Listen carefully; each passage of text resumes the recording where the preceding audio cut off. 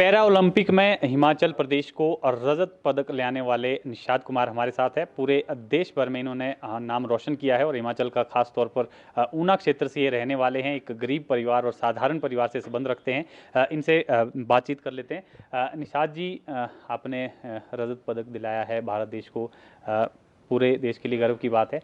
आप किस तरह का फील करते हैं इस पदक को जीतने के बाद, और किस तरह का सफ़र रहा है आपको इस पदक तक पहुंचने के लिए? जी, पहले तो आप सबका थैंक यू और हिमाचल गवर्नमेंट का धन्यवाद करना चाहता हूँ मैं, और पूरे देश प्रदेशवासियों का, जिन्होंने मेरे को इतना प्यार और मान सम्मान दिया घर लौटने के बाद।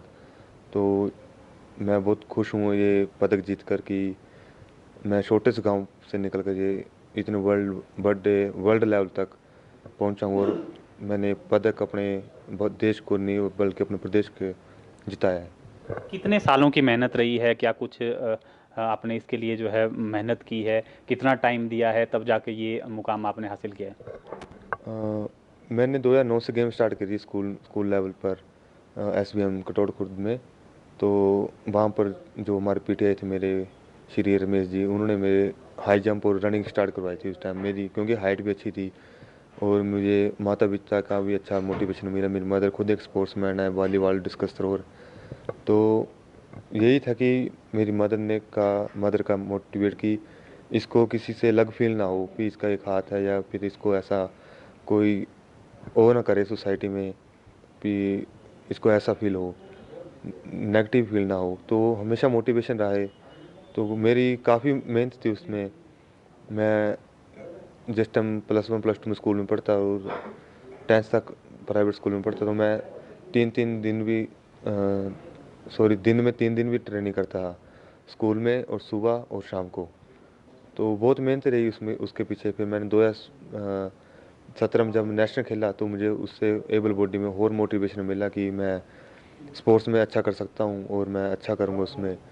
तो जब मुझे तो पैरा का पता नहीं था कि पैरा का इवेंट होता है इनका, मतलब मैं उसमें खेल सकता हूँ। तो जब 2016 में रियो गेम्स हुई थी, जिसमें 4 पदक आए थे इंडिया के, जिसमें एक गोल्ड और एक ब्रॉन्ज हाई जंप में थे। तो उसमें मेरे को काफ़ी मोटिवेशन किया कि जब मैंने उनका वीडियो देखा कि मैं भी इसमें खेल सकता हूँ और मैं भी देश के लिए कुछ कर सकता हूँ।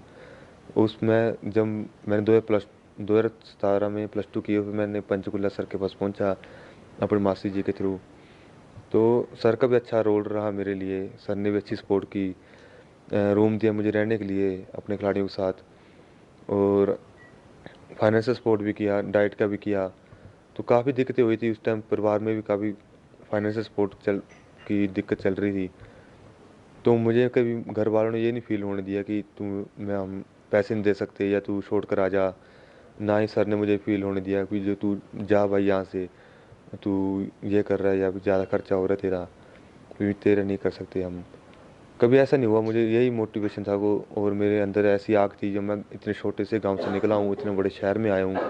यदि मैं छोटे से गांव से निकल कर बड़े शहर तक आ सकता हूँ तो मैं कुछ भी कर सकता हूँ। जी।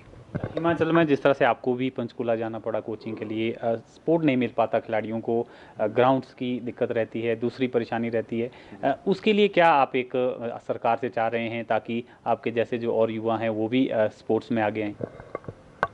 जी, सरकार से ये कि विनती है मेरी कि पहले तो ग्राउंड बनाए जाए, स्टेडियम बनाए जाए हिमाचल में, जिसमें क्वालिफाइड कोच हों और उनको अच्छी सुविधा मिले, अच्छा इक्विपमेंट मिले, और जो नेशनल लेवल पर खेलते पार्टिसिपेट करते हैं, जो मेडल लाते हैं, उनको उनके लिए पॉलिसी बनाई जाए। यदि ये सारे काम होंगे तो हिमाचल खुद ब खुद आगे स्पोर्ट्स में बढ़ेगा। और मैं अपने गांव की बात करूँ तो अंदौरा बताऊं कि तो हमारे गांव में ही बहुत ऐसा मतलब टैलेंट है जो कबड्डी को लेकर है।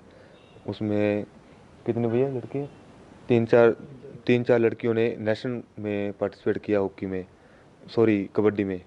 तो मुझे लगता है कि यदि सपोर्ट मिलेगा उनको, गवर्नमेंट का कोचेज अच्छे अच्छे मिलेंगे, उनको अच्छा ट्रेनिंग मिलेगा, अच्छा इक्विपमेंट मिलेगा ट्रेनिंग के लिए, तो बहुत ऐसे खिलाड़ी हैं जो अपना टैलेंट दिखा सकते हैं नेशनल लेवल पर। तो क्या हम नेक्स्ट टाइम जब गेम्स होगी तो गोल्ड की उम्मीद करें? जी, नेक्स्ट टाइम एशियन गेम्स और वर्ल्ड चैम्पियनशिप है नेक्स्ट ईयर, उसमें मैं अपना 100% अच्छा करूँगा और इस मेडल का कलर ज़रूर चेंज करूँगा और 2024 में जो हमारा टारगेट है उसको ज़रूर हम हासिल करेंगे।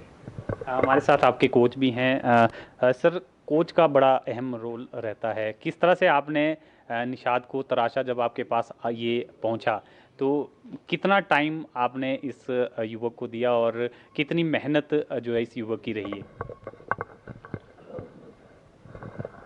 देखिए, निषाद को देखते ही मुझे लगा कि भाई एक टैलेंट है। 6 हाइट, 6 फुट प्लस 6'4" इसकी हाइट। तो देखते ही मुझे लगा कि एक मतलब टैलेंटेड एथलीट मेरे पास आया है। तो मैंने देखते ही इनको बोला, इनकी मम्मी को, कि आप मेरे पास छोड़ दीजिए इसको, आप चले जाओ। तो इनको लगा कि पता नहीं कैसे क्या होगा मेरा बच्चा। मदर को तो ये चिंता रहती है ना कि इसको रोटी भी मिलेगी नहीं मिलेगी। खिलाड़ी की तो बहुत दूर की बात थी इसकी। तो मैंने कहा भाई आप चले जाओ। थोड़ा टाइम लगा इनको समझने में, ये चले गए। मैंने फिर इसके साथ ट्रेनिंग की। बेसिक ट्रेनिंग इन्होंने काफ़ी अच्छी की हुई थी और जो हाइट का जो फ़ायदा है हाई जंप में, वो हमें बहुत मिला और उसी के कारण 2018 में हम सिल्वर मेडल जीत पाए पैरालंपिक में। उसके बाद इन्होंने दुबई में इनकी कैटेगरी फिक्स होनी थी और वहाँ पर हमारा थोड़ा खर्चा था, वो भी हमने मेंटेन किया। फिर उसके बाद वहाँ पर इन्होंने गोल्ड लिया। फिर उसके बाद दोबारा वर्ल्ड चैम्पियनशिप में सिल्वर मेडल लिया, ब्रॉन्ज मेडल लिया। उसके बाद इनको इंडिया कैंप मिला भालगढ़ में, फिर इनको साई में सेंटर में इनको कैंप में गया मिला। उसके बाद देखिए आप, इन्होंने देश के लिए सिल्वर मेडल जीता। और मैं आपको थोड़ा सा बताना चाहता हूँ कि जो सरकार ने इनको 5 लाख पहले दिए हैं, बहुत ही अच्छी शुरुआत है हिमाचल के लिए। और जो 1 करोड़ की घोषणा सीएम साहब ने की, मैं बहुत बहुत धन्यवाद हूँ कि एक गरीब परिवार से एक एथलीट है, उसको ये राशि मिलने जा रही है। पर हमारा थोड़ा सा, हम हरियाणा में हमारा मेडल ज़्यादा आने के कारण हम देखिए इसी पद पर हम 4 करोड़ देते हैं, प्लॉट देते हैं और क्लास 1 की जॉब देते हैं। तो मैं तो यही आग्रह करूँगा, मेरा स्टूडेंट है, कि इसको जल्दी से नौकरी मिले। इसके परिवार बहुत गरीब घर से है। तो मेरी तो रिक्वेस्ट है सरकार से। तो मैं आज इनके साथ आया हूँ, हिमाचल में आया हूँ। तो मुझे बहुत ही अच्छा लग रहा है कि आज मैं राजभवन गया, अब सीएम साहब से मिलने जा रहे हैं। तो मैं तो सभी का, पूरे हिमाचल का धन्यवादी हूँ। और मैं एक और लास्ट में ये बात कहूँगा, हिमाचल में बहुत टैलेंट है, लेकिन हमारे यहाँ साधन नहीं मिल पाते हैं खिलाड़ियों को। आपके पास देखिए, ये भी पंचकूला पहुँचे आपके पास, तब जाके ये मेडल मिला है। तो क्या लगता है कि सरकार इस ओर गंभीर नहीं है या संसाधन ही हमारे पास कम है? देखिए मैंने आपको बताया कि हमारा कैश अवार्ड इतना अच्छा है नेशनल लेवल पर भी। तो वहाँ खुद लोग हैं ना, बाहर निकल रहे हैं। हमें खेल करना है, स्पोर्ट्स करना है, या तो सरकार करे या इंडिविजुअल करे। तो सरकार की भी इतनी जिम्मेवारी तो है कि भाई बच्चों को ढूंढे, पर हमारी सभी की, पेरेंट्स की भी। अब इनकी मम्मी स्पोर्ट्समैन थी, उन्होंने किया ना, पंचकुला भेजा। तो सभी को मेहनत करनी है, सभी को बाहर निकलना है, जब भी हम मेडल की संख्या बढ़ा पाएंगे। एक ही नहीं है।